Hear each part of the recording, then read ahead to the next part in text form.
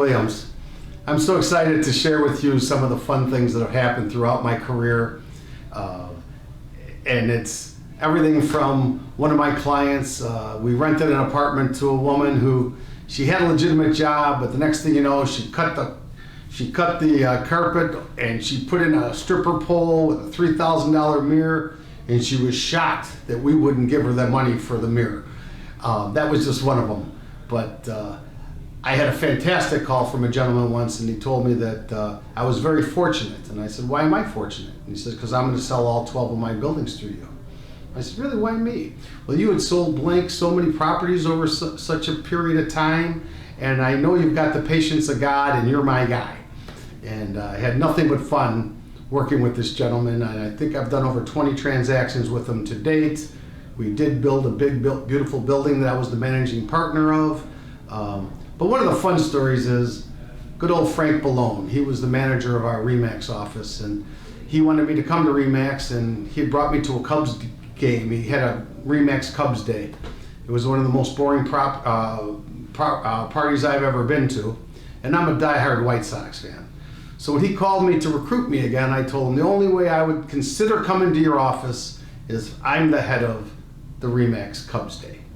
And he said, well, I think I do a good job. I don't like music and tables. And I said, well, Frank, let's go over it. Your parents like to put on parties? Were they big socialites? No. How about you and Lynn? You guys do much partying? No. Well, let me tell you, my parents had hundreds of friends, and we put on parties all the time. And as Vitis, we believe in entertaining. So fast forward to 10 years later, my last RE/MAX Cubs day. I had the president of RE/MAX coming out to throw out the first pitch. He brought his whole travel TV station. He had writers on. He brought us to Charlie Trotter's. Ended up having 850 agents at this party.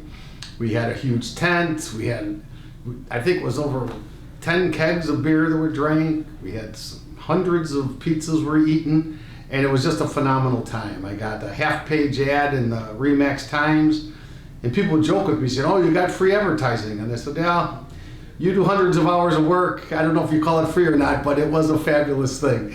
And I just love all the relationships over the years I've been able to make with the realtors, really. I mean, that's, the buyers come and go. And God bless them, I love them, and you need the buyers, but there's an energy between the agents that never ends. So I'm in this office now at Keller Williams, and there's friends of mine who worked with me 15 years ago, 20 years ago at Canning & Stray, at RE/MAX, and the other different associations that I've been with.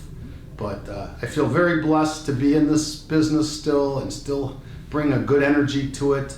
I'm excited to help buyers and sellers on this exciting time, and I hope that you'll consider using me as your agent.